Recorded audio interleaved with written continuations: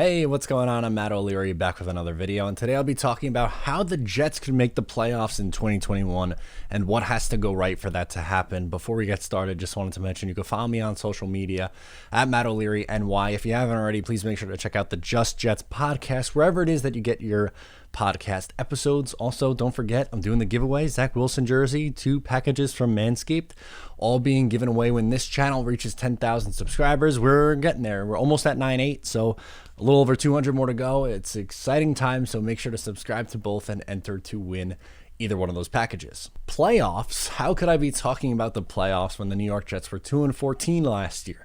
Well, lots changed. They have a new head coach, a new quarterback, a new offense, and a whole lot more new, fresh, shiny toys. So I'm excited for the 2021 season. And if you're asking me, spoiler alert, I don't really think the Jets are a playoff team. But if they were to make the playoffs, I think this is what would have to happen. I have 5 things listed off here that would pretty much need to happen for this team to be a playoff team. And to me, I think you got to be looking at, in this new format of 7 teams making the playoffs, 17 games, you're probably looking at 10 wins. I think this is a 7 or an 8 win team, but a 10, 11 win team isn't really out of the question necessarily, but this is what's going to have to go right. First things first, Wilson has to pop right away. What do I mean by pop right away? Well, he has to come in and be an average quarterback or an above average quarterback right away, which is something the Jets haven't really seen from their rookie quarterbacks. You would have to look at like a Kyler Murray rookie year, a Herbert rookie year, pretty much someone who would come in and in a 17-game season maybe put up 4,300 yards, 30 touchdowns, 8 interceptions, a YPA in the high 7s. That's a big ask. I am not saying that if he doesn't hit those numbers, I think that Zach Wilson's a bust, any of those things. No.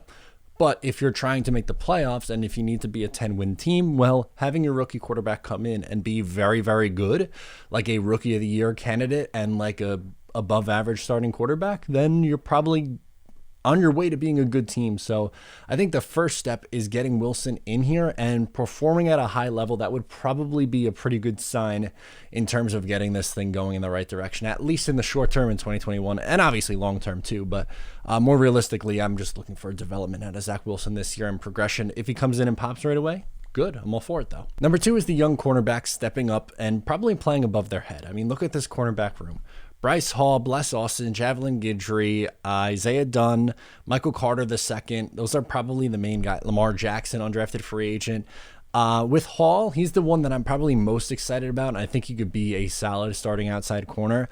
Austin, Guidry, Dunn, Carter, not really sold on any of those guys, or Pinnock or Eccles, not really sold on any of those guys either. But if they're able to come in and hold their own and play a little bit above their heads and be an average unit, I think everyone's expecting this unit to be putrid, but if they could be okay, then I think that's a great sign, and they're going to need this to be okay. And I know this system isn't really going to be built on the secondary being dominant, more on that in a second here, but I think they're going to need to probably exceed our expectations for this year in order for them to have a chance at the playoffs. Number 3 on my list is Carl Lawson and Quinnen Williams hit double-digit sacks.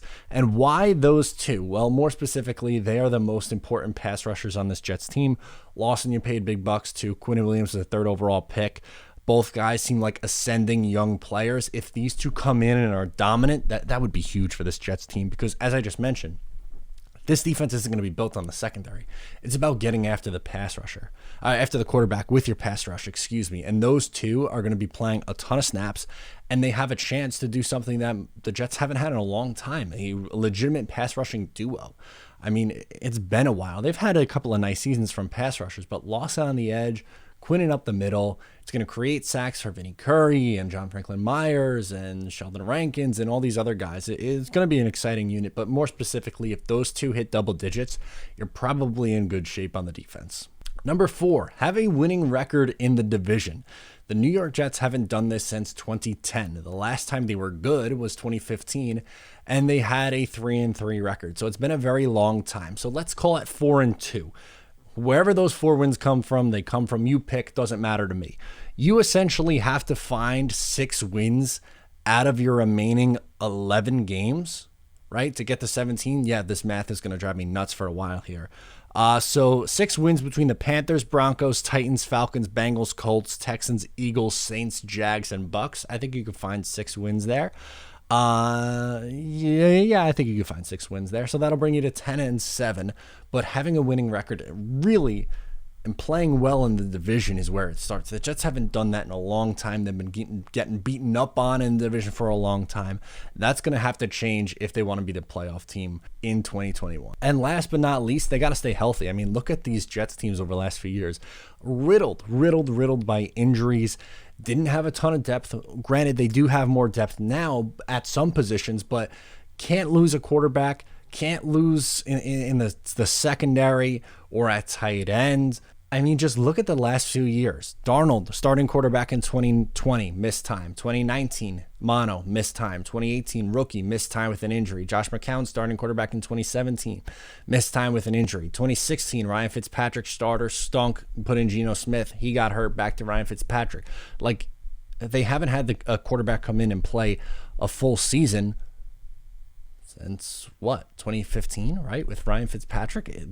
That's a long time. And before that, in 2014, you were splitting between Geno Smith and Michael Vick. Like, consistency at the quarterback is going to help this team out so much. So staying healthy, I'll run through it one more time. Staying healthy is definitely a key because they don't have a ton of depth yet. Maybe after another draft class with a bunch of guys, they start to fill that out. Winning in the division is super important, so have a winning record in the division. Lawson and Quinn Williams, your 2 most important pass rushers, hit double-digit sacks. Young corners step up and play above their heads, and Wilson comes in and pops right away. If those 5 things happen, then I think the Jets do have a chance at the playoffs. If I was betting on it, I'm going to say probably not a playoff team. Again, I think they're probably more around the 7 or an 8 win team. But if they were to get over the hump and win 10, maybe 11 games on the high end, these 5 things are going to have to go right. So you let me know, what are your things that have to go right in order for this team to make the playoffs? You let me know. Subscribe if you're new. I'm Matt O'Leary, and I'll talk to you next time.